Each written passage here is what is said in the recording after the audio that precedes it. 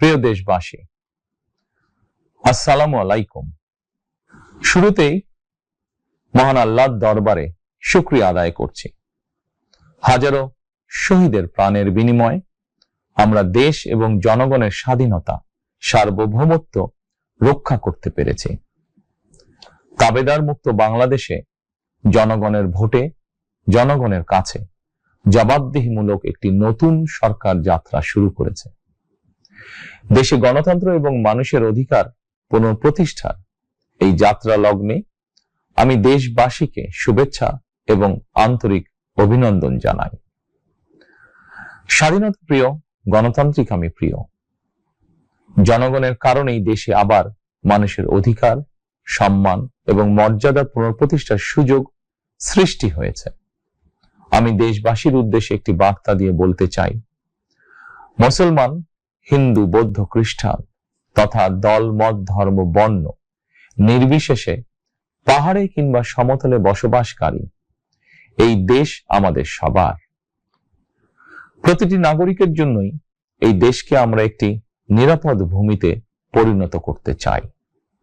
একটি স্বনির্ভর, নিরাপদ, মানবিক, গণতান্ত্রিক বাংলাদেশ প্রতিষ্ঠায় বিএনপি সরকারের লক্ষ্য। প্রিয় দেশবাসী, ফ্যাসিবাদের সময়কালে দুর্নীতি, দুঃশাসনে পর্যুদস্ত একটি ভঙ্গুর অর্থনীতি, দুর্বল শাসন কাঠামো আর অবনতিশীল আইন শৃঙ্খলা পরিস্থিতির মধ্য দিয়ে নতুন সরকার যাত্রা শুরু করেছে। আইন শৃঙ্খলা পরিস্থিতির উন্নয়ন এবং কঠোরভাবে দুর্নীতি নিয়ন্ত্রণের মাধ্যমে জনগণের মনে শান্তি, নিরাপত্তা ফিরিয়ে আনাই হচ্ছে আমাদের সরকারের প্রধান অগ্রাধিকার। সারা দেশে জুয়া এবং মাদকের বিস্তারকেও বর্তমান সরকার আইন শৃঙ্খলা অবনতির অন্যতম কারণ বলে চিহ্নিত করেছে। সুতরাং জুয়া এবং মাদক নিয়ন্ত্রণে আইন শৃঙ্খলা বাহিনী সব রকমের কঠোর পদক্ষেপ গ্রহণ করছে। জনজীবনে শান্তি ও নিরাপত্তা নিশ্চিত করতে সরকার সর্বোচ্চ উদ্যোগ গ্রহণ করছে।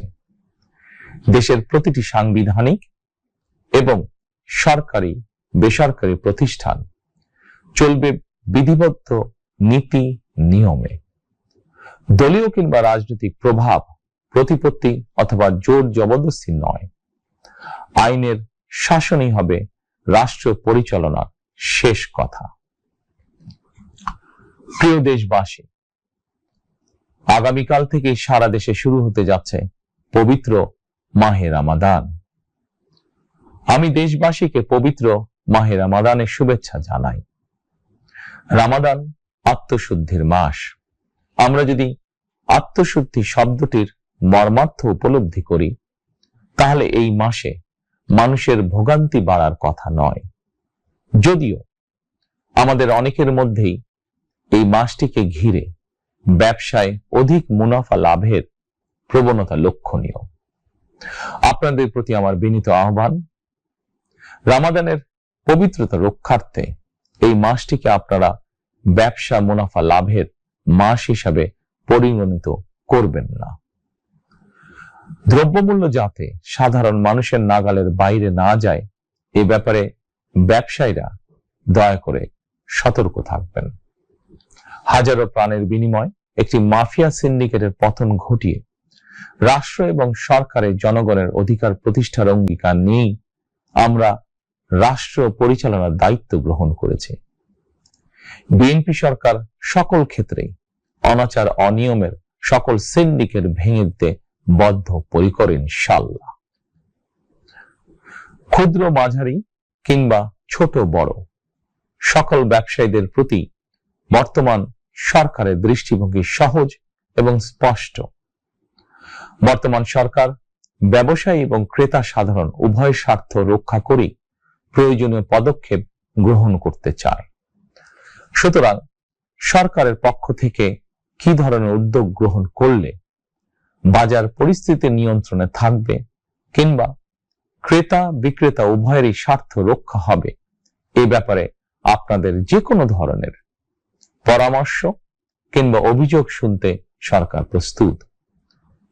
ক্রেতা বিক্রেতা গ্রহীতা এই সরকার সকলেরই সরকার।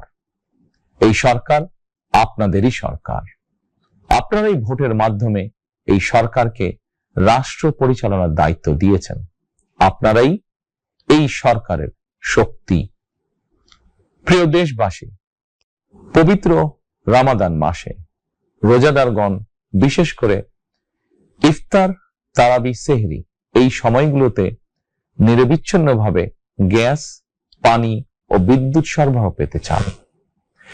এই বিষয়টি নিশ্চিত করতে এরই মধ্যে আমি সংশ্লিষ্ট কর্তৃপক্ষকে নির্দেশনা দিয়েছি। অপচয় রোধ করে কৃচ্ছতা সাধন প্রতিটি মুসলমানের ঈমানি দায়িত্ব। অফিস আদালতে বিনা প্রয়োজনে কিংবা প্রয়োজনের অতিরিক্ত গ্যাস, বিদ্যুৎ, পানি খরচের ব্যাপারে সচেতনতা অবলম্বন করাও ইবাদতেরই অংশ বলেই আমি মনে করি।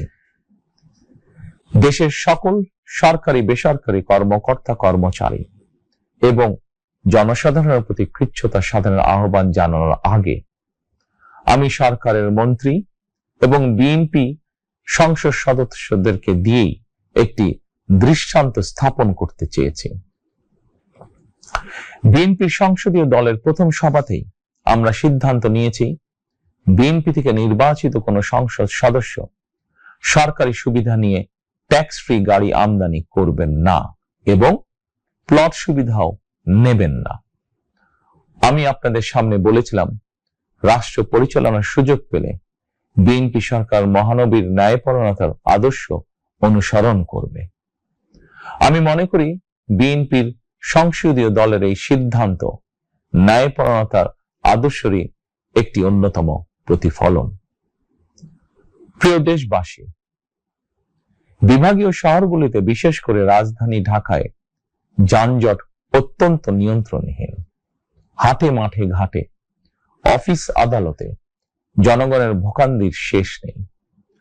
জনজীবনের নানা ক্ষেত্রে জনদুর্ভোগ লাঘব করা না গেলে জনমনে স্বস্তিও ফিরবে না।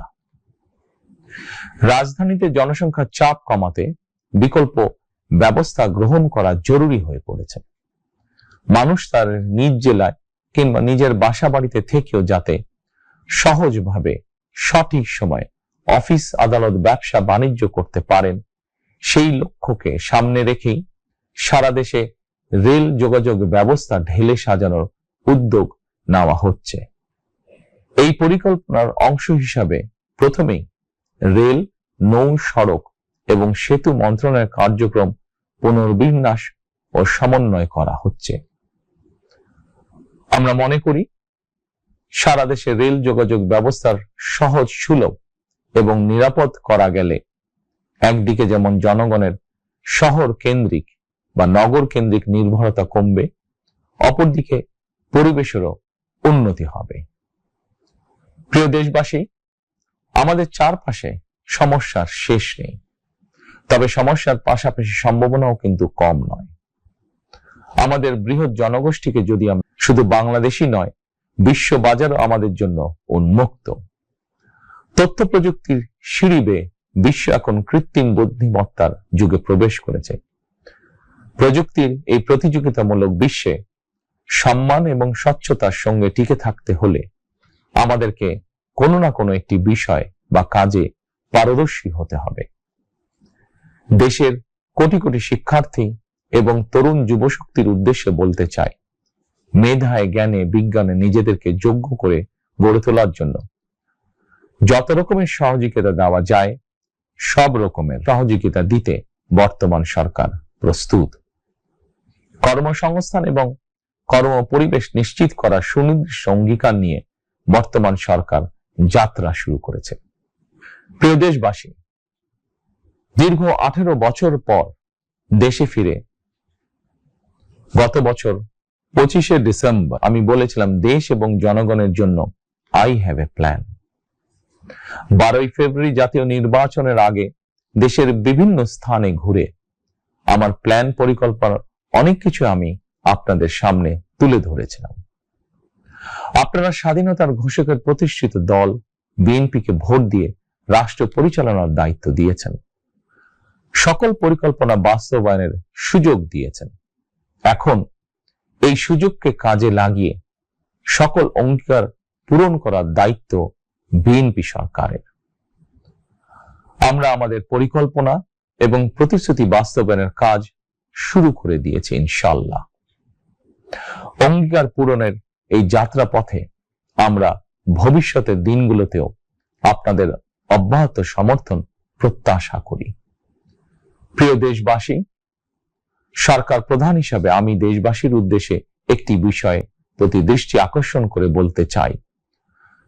নবগঠিত সরকার গঠনের সুযোগ দিতে যারা বিএনপিকে ভোট দিয়েছেন কিংবা দেননি অথবা কাউকেই ভোট দেননি, এই সরকারের প্রতি আপনাদের সবার সমান অধিকার। বিএনপি সরকার বিশ্বাস করে দল মত ধর্ম দর্শন যার যার, রাষ্ট্র সবার। এই দেশে এই রাষ্ট্রে একজন বাংলাদেশী হিসাবে আপনার আমার আমাদের প্রতিটি বাংলাদেশী নাগরিকের অধিকার সমান। প্রিয় দেশবাসী, আল্লাহ আমাদের সবাইকে নিরাপদ এবং সুস্থ রাখুন। আল্লাহ আমাদের সকলকে ইতিবাচক পরিকল্পনাগুলো বাস্তবায়নের তৌফিক দিন। পবিত্র রমাদান মাস শুরুর শুভ লগ্নে আল্লাহর দরবারে এই নিবেদন রেখে আমার বক্তব্য শেষ করছি। আল্লাহ হাফেজ। বাংলাদেশ জিন্দাবাদ।